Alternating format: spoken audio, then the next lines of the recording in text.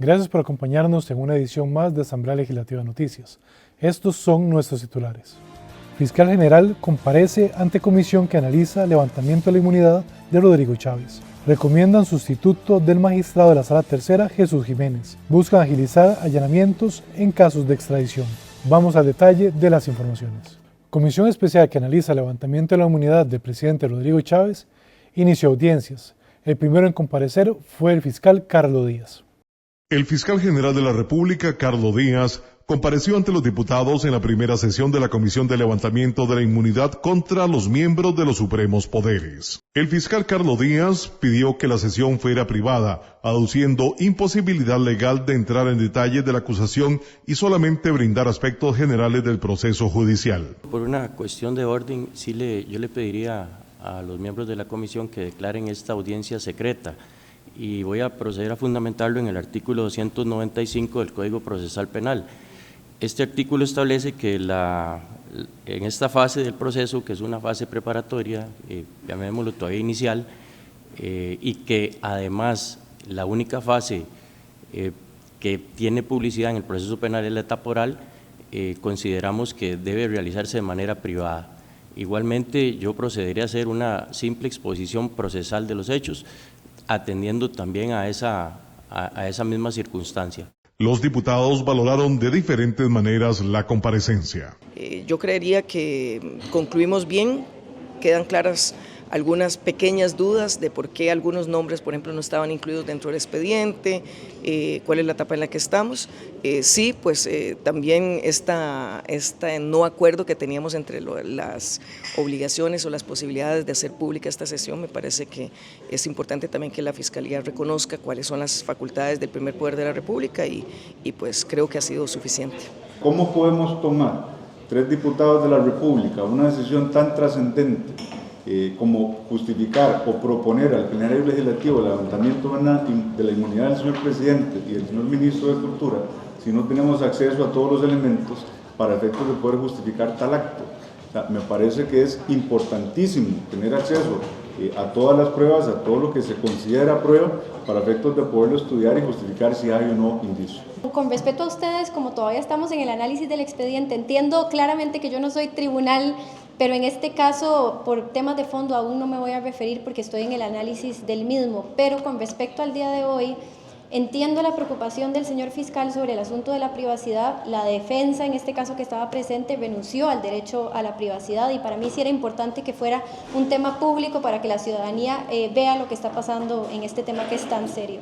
El fiscal general Carlos Díaz explicó que si los diputados deciden que se le mantenga el fuero al presidente Rodrigo Chávez y al ministro de Cultura, Jorge Rodríguez, valorará una vez que termine su periodo constitucional si se sigue la causa por la vía ordinaria. Lo que no podríamos es seguir avanzando, como en este caso, las etapas procesales subsiguientes, pero esperaríamos a que se termine el periodo constitucional y ahí se seguiría ante los tribunales ordinarios, eventualmente. La diputada Andrea Álvarez espera entregar el dictamen de la comisión en tiempo, a más tardar el 29 de agosto. La comisión tiene plazo hasta el 29 de agosto, el viernes 29 de agosto, que puede ser prorrogable por una única vez, pero de mi parte creo que se puede lograr en el plazo que nos dio el Pleno en primera instancia. La Comisión de Levantamiento de la Inmunidad contra los miembros de los supremos poderes recibirá como parte del proceso al presidente Rodrigo Chávez y al ministro Jorge Rodríguez el viernes 22 de agosto. Al mandatario y al ministro se les acusa del delito de concusión, el cual está regulado en el artículo 355 del Código Penal, el cual establece que se impondrá prisión de 2 a 8 años el funcionario público que abusando de su calidad o de sus funciones obligare o indujere a alguien a dar o prometer indebidamente, para sí o para un tercero, un bien o un beneficio patrimonial. Por el fuero que los cobija, los miembros de los supremos poderes tienen que pasar por un procedimiento especial para decidir si se les levanta la inmunidad. Si esto sucede, irán a juicio de manera ordinaria. El primer filtro ya fue superado, cuando la Corte Plena aprobó que se remitiera el caso a la Asamblea Legislativa para decidir si los diputados levantan el fuero para el supuesto delito de concusión al ministro de Cultura, Jorge Rodríguez Vives, y al presidente de la República, Rodrigo Chávez Robles. La decisión final se votará en el plenario. Recomiendan sustituto al magistrado Jesús Jiménez. La Comisión de Asuntos de Nombramientos eligió recomendar al plenario legislativo a Rafael Segura Bonilla, Gustavo Jiménez Madrigal y Norberto Boza Garay como posibles candidatos a ocupar el cargo de magistrado propietario en la Sala Tercera de la Corte Suprema de Justicia. Los legisladores evaluaron la trayectoria y desempeño durante la entrevista, resultando electos Rafael Segura Bonilla con 89.11, Gustavo Jiménez Madrigal con 81.59 y Norberto Boza Garay con 76.76. Quedó fuera del proceso Giovanni Mena Artavia con nota inferior a 70, mínimo establecido por la comisión. Tras la votación, los diputados detallan las características que buscan del próximo magistrado encargado de sustituir a Jesús Ramírez, quien se acogió a la jubilación. Bueno, muy satisfecho, me parece que ha hecho un excelente trabajo la comisión y ya tenemos pues una luz de la propuesta de lo que debe ser el nombramiento, pero eso corresponderá ya el nuevo proceso al plenario legislativo. ¿Cuáles son los criterios que buscan para elegir un nuevo magistrado? Bueno, ¿qué debe tener? Hay principios para empezar, de idoneidad, principios de transparencia, de experiencia y de conocimiento. A ver, ojalá que absoluta independencia, ojalá que sea un jurista realmente con amor a su profesión, que ojalá no se enrede en toda esa comisionitis que hay ahí, que le dedican gran cantidad de su tiempo a ver si a un nuevo edificio de la Corte le ponen cerámico, le ponen mármol y no se preocupan ni se ocupan en las sentencias que tienen que hacer. Y también ojalá que sea un magistrado que no tenga 800 o 900 expedientes sin resolver sobre su escritorio. La Sala Tercera es la encargada de los temas en materia penal, incluidos los casos contra los miembros de los supremos poderes. Para su nombramiento se requiere el apoyo mínimo de 38 diputados y el tiempo del cargo es por 8 años con posibilidad de reelección indefinida. Buscan agilizar allanamientos en casos de extradición. Con el fin de agilizar los procesos de allanamientos en casos de extradición y como una herramienta adicional para la lucha contra el crimen organizado, el plenario legislativo aprobó dispensar de todos los trámites el expediente 25.079, lo cual implica trabajar de forma más rápida el tema para que pueda ser votado a la brevedad. La propuesta adiciona un artículo 7 bis a la ley de extradición que propone que cuando exista solicitud de extradición debidamente presentada, acompañada de orden de captura contra la persona requerida y haya motivos fundados para presumir que se encuentra en un lugar determinado, el juez podrá autorizar el allanamiento del inmueble con el objetivo de hacer efectiva su aprehensión. El diputado socialcristiano Horacio Alvarado, proponente de la dispensa, resaltó la urgencia de aprobar esta autorización. Este proyecto que hoy se dispense todo trámite es sumamente importante porque es una herramienta para el organismo de investigación judicial. Lo que hace es que se puede hacer allanamientos en propiedades privadas. Hoy día únicamente se puede hacer en vías públicas, así que es sumamente importante para el narcotráfico y por supuesto para el crimen organizado. El proyecto de ley define que una vez presentada la solicitud de allanamiento, el juez contará con un plazo máximo de un día natural para emitir su resolución. Insisten en injerencia del Ejecutivo en nombramientos de gerencia del Banco Nacional. Los legisladores de la Comisión de Control de Ingreso y Gasto Público insisten en la injerencia del Poder Ejecutivo en el Banco Nacional de Costa Rica, especialmente en cuanto al nombramiento de la gerencia general de la institución. Así quedó en evidencia tras la audiencia de Dory Peters de la empresa Peters y Asociados, consultora en materia de recursos humanos. Peters ganó una licitación para recomendar la persona para el puesto de la gerencia general del banco. ¿Usted está al tanto que el presidente de la República cuestionó el proceso de selección y recomendación de la gerencia general del Banco Nacional? ¿Se ha enterado de eso? Sí, señor. Bien.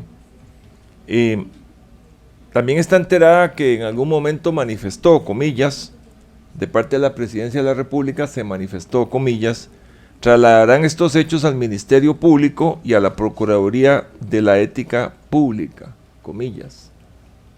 Es decir, como si hubiese sido un proceso ilegal, ¿ya? Doloso, culposo al menos, según quien lo dijo. ¿Ustedes han sido notificados de alguna denuncia que les ha manifestado el Ministerio Público? Aquí hay una denuncia por lo que ustedes hicieron o no hicieron el proceso de selección y recomendación?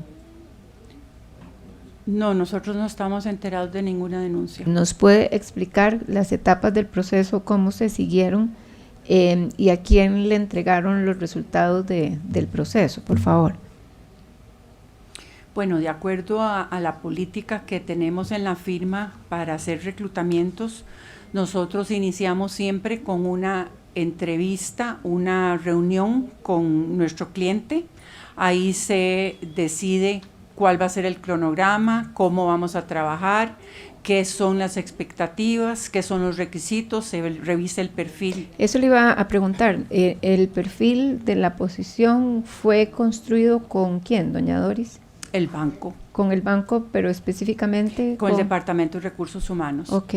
Los diputados continuarán con la investigación de las actuaciones del Poder Ejecutivo en relación con la institucionalidad y autonomía del Banco Nacional de Costa Rica. Congreso entrega al Archivo Nacional documentos históricos de la vida democrática del país. La Constitución Política de 1849, la Ley Fundamental del Estado Libre de Costa Rica, la abolición del Ejército y la reforma al artículo 156 del Código de Procedimientos Civiles de la Segunda República fueron algunas de las normas más importantes aprobadas en 200 años de existencia de la Asamblea Legislativa, a través de las cuales podemos apreciar la construcción de nuestra democracia. Estas leyes fueron expuestas en una actividad denominada Donde nacen las leyes, en el marco de la celebración de 2 siglos de fundación del Congreso. El trabajo que ha realizado este importantísimo poder de la República en el fortalecimiento y la construcción de nuestro sistema democrático.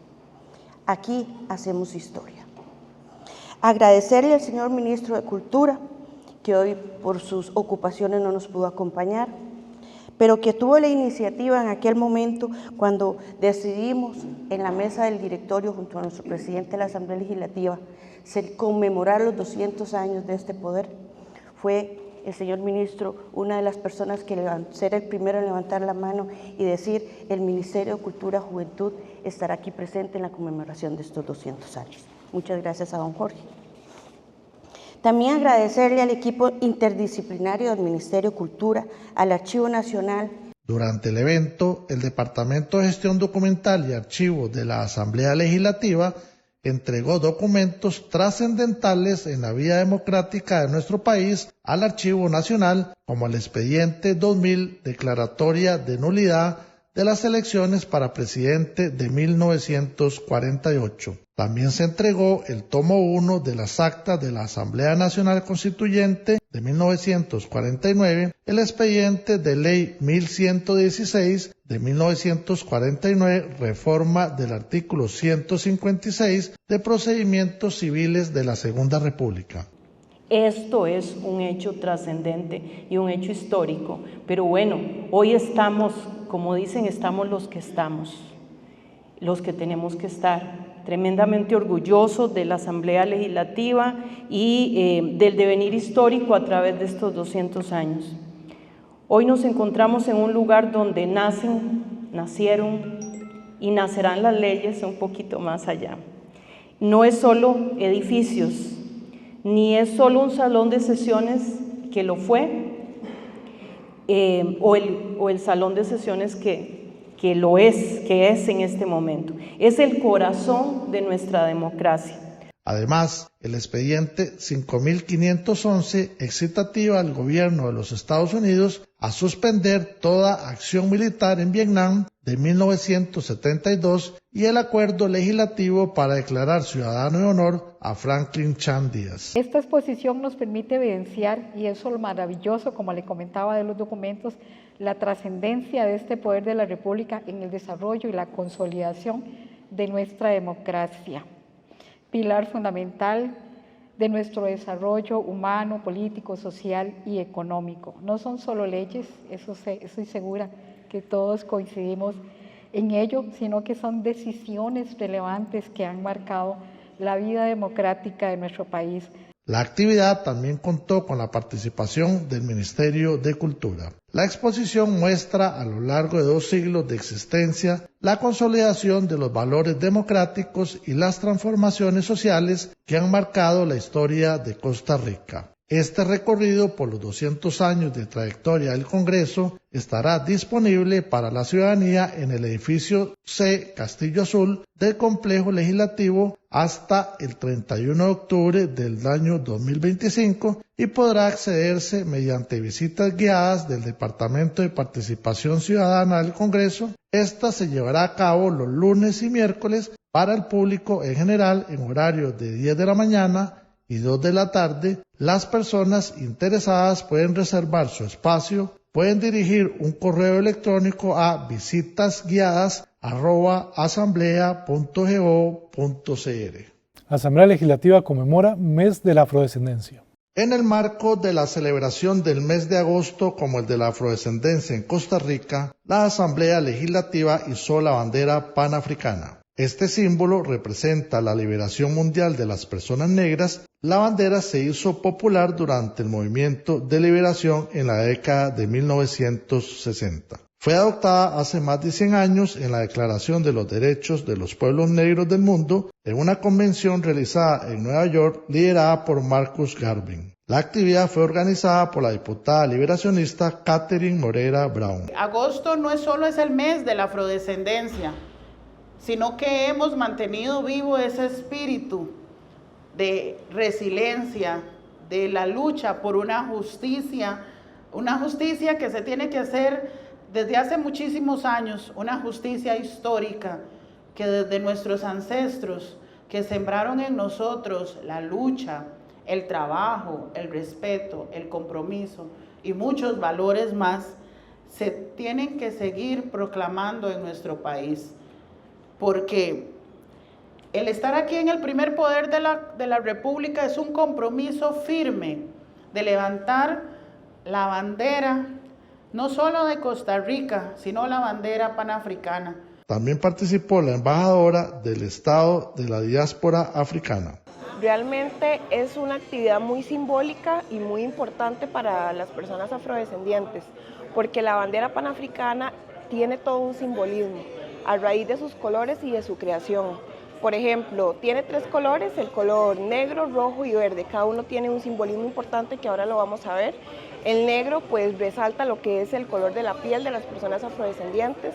El verde significa lo que es la riqueza africana y esa esperanza. Y el color rojo significa la sangre, esa sangre derramada e inclusive esa resistencia. Como parte de las actividades que se realizarán este mes, el plenario legislativo realizará una sesión solemne el próximo 28 de agosto en la provincia de Limón. Pese a respaldo para crédito para emergencias, Contraloría y diputados señalan preocupaciones.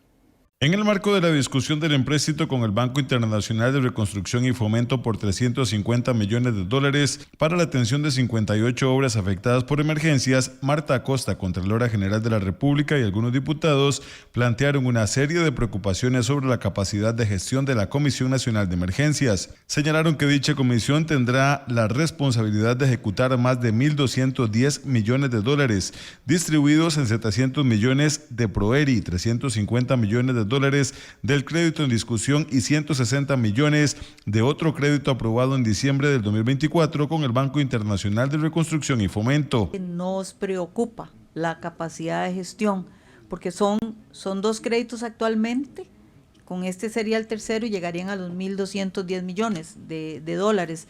Entonces, hasta ahora pues no han demostrado esa capacidad de gestión que se esperaría ante proyectos de esta envergadura.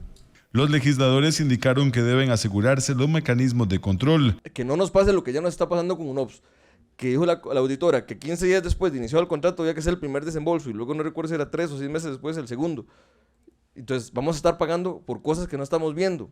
Y luego pasa lo que nos pasa siempre, que cuando recibimos la obra decimos, caramba, qué embarcada. Eso no era lo que queríamos. Sí me parece relevante, diputadas y diputados, que le pongamos un poquito de cuidado al tema de la capacidad de gestión de la CNE. Precisamente, doña Marta, la semana anterior tuvimos acá a la auditora, ¿verdad?, de la CNE, de una serie de llamadas de atención que hacía la auditoría de la CNE con respecto precisamente a los recursos que se estaban manejando por parte de ProERI, ¿verdad? y donde precisamente la auditoría indicaba que no tenía o no llegaba la información suficiente para poder realizar un verdadero control. Efectivamente tiene muchos proyectos a su cargo y efectivamente no han demostrado la capacidad para ejecutar tanto a la vez. Y venimos con otro proyecto de crédito que vendría a acumular 58 proyectos adicionales. Dentro de los aspectos que están incluidos en este nuevo préstamo está ni más ni menos que las obras de estabilización de los taludes en la Ruta 32. Aquellos de ustedes que viajan frecuentemente al Caribe se dan cuenta el martirio que es eso. ¿Ustedes saben cuánto cuesta un día de cierre de la 32? $900,000. Entonces, por ejemplo, si ustedes revisan ahí, el año pasado hubo 30 cierres y se estima que las pérdidas país son $30 millones, solo en la Ruta 32. Ok, entonces, ¿cuánto realmente? A ver, ¿es un ahorro no hacer esos taludes? ¿O es un gasto de plata miserable el que hacemos todos los años desde que se construyó la Ruta 32? Las obras para atender con el nuevo crédito corresponden a la atención de los daños ocasionados por el huracán ETA en el 2020, el temporal de la vertiente del Caribe en el 2021 y la tormenta tropical Bonnie en el 2022. Además, la construcción de 8 edificaciones establecidas en zonas vulnerables para instalar la operación de los comités de emergencia. Los legisladores de asuntos hacendarios respaldan el crédito por $350 millones para atender 58 obras de prevención de emergencias, pero reiteran señalamientos respecto a la ejecución por parte de la Comisión Nacional de Emergencias. Así lo evidenciaron en el marco de la audiencia de Alejandro Picado, presidente de dicha comisión. Los congresistas expresaron su preocupación por la capacidad de ejecución de los recursos, tomando en consideración que, si el crédito se aprueba, la Comisión Nacional de Emergencias contaría con más de $1.210 millones para administrar. Las dudas surgen tras los cuestionamientos de la Contraloría y la Auditoría de la Comisión Nacional de Emergencias sobre los recursos de Proeri. Hemos escuchado aquí en esta sala varios informes que señalan las deficiencias que han habido en la ejecución principalmente, y cómo se han declarado muchas obras infructuosas precisamente porque no están bien hechos los términos de referencia en los carteles, y otras observaciones que ustedes ya conocen de la auditoría, de la Contraloría, la misma la NAME y incluso la Cámara de Construcción. Yo creo que tantas coincidencias en tantos informes, pues algo de razón deben de tener. ¿Hasta cuándo Costa Rica va a dejar de botar la plata, la basura, arreglando las emergencias y no previniendo lo que puede hacerse? Es decir, muros de contención, diques, taludes. Esos taludes de la Ruta 32, don Luis Fernando, si se hacen, nos va a permitir ahorrar $1 millón por cada día que se cierra la 32. El jerarca de la comisión aseguró que tienen la capacidad para ejecutar los recursos. Yo no vengo a hablar con promesas, sino con datos concretos.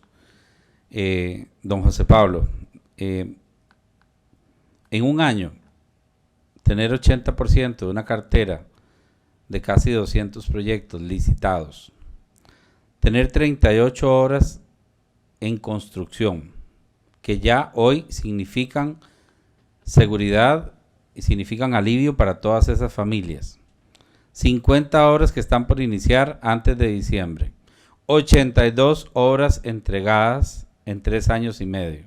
Los congresistas señalan que debe garantizarse que las unidades ejecutoras se les pague de acuerdo con la finalización de las obras y no por plazo, para evitar que los proyectos queden abandonados.